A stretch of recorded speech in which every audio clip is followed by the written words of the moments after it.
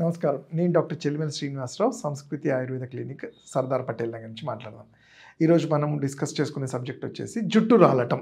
ఎందుకంటే ఇది చూస్తున్నాము, ఇప్పుడున్న జనరేషన్‌లో చాలా కామన్‌గా చిన్న ఏజ్ నుంచి పెద్దవాళ్ళలో అందరూ సఫర్ అయ్యే వ్యాధి కాబట్టి ఆ ఇబ్బంది పడుతున్నారు కాబట్టి దాని గురించి మాట్లాడదాం. అంటే కామన్‌గా అనేది ఏంటంటే మనం చూస్తుంటే 10 మందిలో ఒక ఆరుగురు వచ్చి డాక్టర్ గారు మాకు జుట్టు రాలుతుందండి అంటారు. అసలు ఈ జుట్టు రాలడం ఏంటి? దాన్ని గుర్తించడం ఏంటి? దానికి మనము ఇంట్లోనే ఏమన్నా పరిష్కారం తెలుసుకోవడం దాని గురించి మాట్లాడదాం. మనం చూసుకుంటే మన శరీరానికి అందాన్నిచ్చేది మన స్కిన్ టెక్స్చర్ ఎలానో, అలానే మన బాడీ చాలా హెల్తీగా ఉంది అని ఒక సింప్టమ్‌గా చూసుకునేది జుట్టు అంటాం. అంటే అంత ప్రాధాన్యం ఉంటుంది ఈ జుట్టుకి. అయితే ఆయుర్వేదంలో దీన్నే ఏంటంటే జుట్టు రాలడము, కలర్ చేంజ్ అవ్వటము, అంటే మనం చూస్తుంటాం గ్రే కలర్ అవుతుంది. దాన్నే కాలిత్య, పాలిత్య అంటాము. అయితే ముందుగా చూసుకుంటే అసలు ఇది ఏ ఏజ్ గ్రూప్‌లో వాళ్ళకి చూస్తుంటాము అంటే, నిజంగా చెప్పాలంటే కొన్ని మనము దీన్ని కారణాలుగా చూసుకుంటే అండ్ ఎవరికొస్తుందో చూసుకుంటే ఏంటంటే, మోస్ట్‌లీ ఈ జుట్టు రాలడం అనేది, హెయిర్ ఫాల్ అనేది ఆండ్రోజెనెటిక్ అలోపేషియా అంటాం. మగవాళ్ళలో వస్తే మేల్ ప్యాటర్న్, ఫీమేల్‌లో వస్తే ఫీమేల్ ప్యాటర్న్ అంటాం.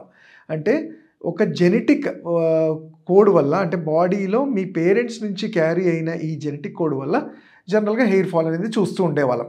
బట్ ఇప్పుడున్న ఈ జనరేషన్‌లో పొల్యూషన్ వల్ల కానియండి, హార్మోనల్స్ వల్ల కానియండి, life style disorders, life style changes మనం చూస్తుంటాం. అంటే ఎక్కువ స్ట్రెస్‌ఫుల్ లైఫు, నిద్ర లేకపోవటము, టైంకి ఫుడ్ తీసుకోకపోవడము, ఇలాంటివి ఇతరత్ర జబ్బుల వల్ల హార్మోనల్ చేంజెస్, అంటే ఎస్పెషల్లీ ఆడవాళ్ళలో పీసీఓఎస్, థైరాయిడ్ ఇలాంటి వాటి వల్ల కూడా శరీరానికి కావాల్సిన పోషకాలు ఉండకపోవడము, ఉన్న బాడీ రెసిస్టెన్స్ తగ్గిపోవడము, వీటన్నిటి వల్ల కూడా ఫస్ట్ హెయిర్ ఫాల్ అనేది చూస్తుంటాం. మరి జెనెటిక్ అన్నప్పుడు మనము డెఫినెట్లీ జెనెటిక్ అన్నప్పుడు దానికి ట్రీట్మెంట్ ఉండదా అంటే, దానికి ఎగ్జాంపుల్ ఏమంటాం, మన రెసిస్టెన్స్ మంచిగా ఉండి మన హెయిర్ కేర్ మనం తీసుకుంటే, హెయిర్ కేర్ అనేది కూడా ఏంటి, రెగ్యులర్‌గా ఆయిల్ అప్లికేషన్స్, హెయిర్ వాష్ ఇవన్నీ చేసుకుంటూ ఉంటే మనము హెయిర్ ఫాల్ ఒకవేళ జెనెటిక్ అయినా కానీ దాన్ని అరెస్ట్ చేయగలుగుతాం. అయితే మనం నేను ఇంతకుముందు చెప్పినట్టు జెనెటిక్ ఫ్యాక్టర్స్‌తో పాటు ఫుడ్‌లో తీసుకునే ఆహారంలో సెలీనియం తగ్గిపోయినా, కాల్షియం తగ్గిపోయినా, D3, B12 ఇవన్నీ కూడా ఎప్పుడైతే శరీరానికి కావాల్సినవి రీచ్ అవ్వకపోవటం వల్ల కూడా హెయిర్ ఫాల్ అనేది చూస్తూ ఉంటాం. ఇంకో రీజన్ ఏంటి అంటే పొల్యూషన్. ఈ పొల్యూషన్‌లో ఉండే హానికారక కెమికల్స్ కానీ వీటన్నిటి వల్ల కూడా కుదుళ్ళల్లో, అంటే ఈ ఫాలికల్స్‌లలో ఉండాల్సిన స్ట్రెంత్ డ్యామేజ్ అయిపోవటం వల్ల హెయిర్ ఫాల్ అనేది ఉంటాయి. అలానే మనం చూస్తూ ఉంటే ఏంటంటే, మనం దానికి కారణాలు తెలుసుకున్నప్పుడు అలానే ఎవరికొస్తుంది అని చెప్పాము ఇంతకుముందు. అంటే ఆడవాళ్ళలో కూడా అలానే ఉంటుంది, మగవాళ్ళలో కూడా ఉంటుంది, చిన్న పిల్లల్లో కూడా సర్వసాధారణంగా చూస్తున్నాం. అండ్ ఆయుర్వేద ప్రకారము ఇది హెయిర్ అనేది మనకి ఎంత అంటే పితృజ లక్షణాస్ అంటాం. అంటే మోస్ట్‌లీ ఫాదర్ నుంచి ఇన్హెరిట్ అయ్యే జీన్స్‌లో నుంచి వచ్చేదే హెయిర్ అంటాం. మరి హెయిర్ ఫాల్‌కి అలానే సప్తధాతుస్ అంటాం. అంటే రస, రక్త, మాంస, మేద, అస్థి, మజ్జ, శుక్రము. అంటే సప్తధాతులు మన బాడీకి ఎసెన్స్ ధారణ చేసే ఈ ధాతువుల నుంచి వచ్చే మలము, అంటే దాని నుంచి వచ్చే వేస్ట్, ఆ వేస్ట్‌లో కూడా ఎంతో కొంత ఉపయోగపడేదే ఈ హెయిర్ కానీ, గోర్లని కానీ చెప్తాం. అంటే మనము ఈ చూసుకున్నప్పుడు ఈ గోర్లకు కావాల్సినవి, ఈ హెయిర్‌కి కావాల్సినవి కూడా ఇది ఫాదర్ నుంచి వచ్చే జెనెటిక్ ఫ్యాక్టర్స్ ఉంటాయి. మరి హెయిర్ ఫాల్‌కి కారణాలు తెలుసుకున్నప్పుడు ఎలా గుర్తించడం డాక్టర్ గారు అంటే, సర్వసాధారణంగా ఎప్పుడైతే హెయిర్ కోంబింగ్ చేసినప్పుడు మనం ఇంట్లలో చూస్తుంటాం, కొంచెం హెయిర్ ఫాల్ కనబడడము, స్నానం చేసి వచ్చినప్పుడు బాత్రూమ్స్‌లో కనబడడం. బట్ ఇది అధికంగా అయినప్పుడు మనకి ఒక హింట్ లాగా తెలుస్తుంది. అండ్ ఒక్కసారి హెయిర్ ఫాల్ స్టార్ట్ అయింది అంటే దాని ప్రాపర్ కేర్ తీసుకోకపోతే చాలా షార్ట్ టైమ్‌లోనే అది మనకి స్కాల్ప్ అనేది థిన్ అయిపోవడము, బాల్డ్‌నెస్‌గా కూడా చూస్తూ ఉంటాం. అండ్ దీనికి పరిష్కారాలుగా చూసుకుంటే ఆయుర్వేదిక్‌లో ఫస్ట్ మనం డైట్‌లో ఏమన్నా అంటే మన డెఫిషియన్సీస్ ఉన్నాయా, మన లైఫ్ స్టైల్ ఏంటి అనేది కరెక్ట్ చేసుకోవాల్సి ఉంటుంది. అంటే మీరు చూస్తే చాలా మనకి ఇప్పుడున్న ఈ సిట్యుయేషన్, లైఫ్ స్టైల్‌లో ఏంటంటే కొన్నిసార్లు బ్రేక్‌ఫాస్ట్ కానీ, లంచ్ కానీ, డిన్నర్ కానీ ఇవి స్కిప్ చేస్తూ ఉంటారు. అలానే సరైన పోషకాహారాలు ఉన్న ఫుడ్‌ని తీసుకోరు. లైక్ పాలు కానియండి, ఈ గుడ్లు కానియండి, చాలా పోషకాలు ఉన్న మునగాకు, ఇలాంటి కొన్ని ఫుడ్స్‌ని మనం అవాయిడ్ చేయటం వల్ల కూడా శరీరానికి కావాల్సిన న్యాచురల్ న్యూట్రియంట్స్ మనకి దొరకవు. సో వీటిని ఫస్ట్ సరి చేసుకోవాల్సి ఉంటుంది. దాన్ని సరి చేసుకునేలో తీసుకోవాల్సినవి నట్స్ అంటాం. బాదాం కానియండి, కాజు కానియండి, అలానే బాయిల్డ్ ఎగ్స్‌లో ఫుల్ ఆఫ్ ప్రోటీన్స్ ఉంటాయి. బాడీకి కావాల్సిన పోషకాహారాలన్నీ దాంతో కూడా దొరుకుతాయి. అలానే ఫ్రూట్స్‌లో తీసుకుంటే మన బనానా, అట్లానే జామ పండు కానియండి, ఎనీ ఫ్రూట్స్ బట్ ఇవి పర్టిక్యులర్‌గా హెల్ప్ అవుతాయి.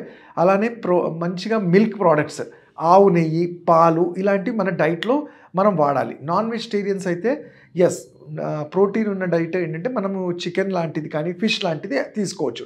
వెజిటేరియన్స్‌లో సోయా కానియండి, మనకి ఆహ్, మనం తినే ఈ నువ్వులు కానియండి, నువ్వుల లడ్డు ఇలాంటివి కూడా బాడీకి ఈ ఏవైతే న్యూట్రిషనల్ డెఫిషియన్సీస్ ఉంటాయో కరెక్ట్ చేస్తుంది. టైంకి తినాలి, వీలైనంత వరకు ఈజీగా డైజెస్ట్ అయ్యేవి తినాల్సి ఉంటుంది. మరి ట్రీట్మెంట్‌గా చూస్తే అంటే డాక్టర్ గారు ఇవన్నీ చేసినా ఒక్కొక్కసారి మాతో అవ్వట్లేదు కానీ హెయిర్ ఫాల్ అనేది అవుతుంది అంటే, దీనికి ఇంకో ముఖ్య కారణం ఏంటంటే మీ బాడీ తత్వం అంటే పైత్యము అంటాం. ఎప్పుడైతే మన బాడీ కన్నా హీట్‌ని ఎక్కువ జనరేట్ చేస్తుందో అంటే హైపోథాలమస్‌లో ఆ హీట్ అనేది ఫాలికల్స్‌లో హీట్ ఎక్కువ జనరేట్ అయినప్పుడు ఆ ఫాలికల్ అనేది డ్యామేజ్ అయిపోతుంది. అంటే మనం చూస్తాం పైత్యం అంటేనే వేడి.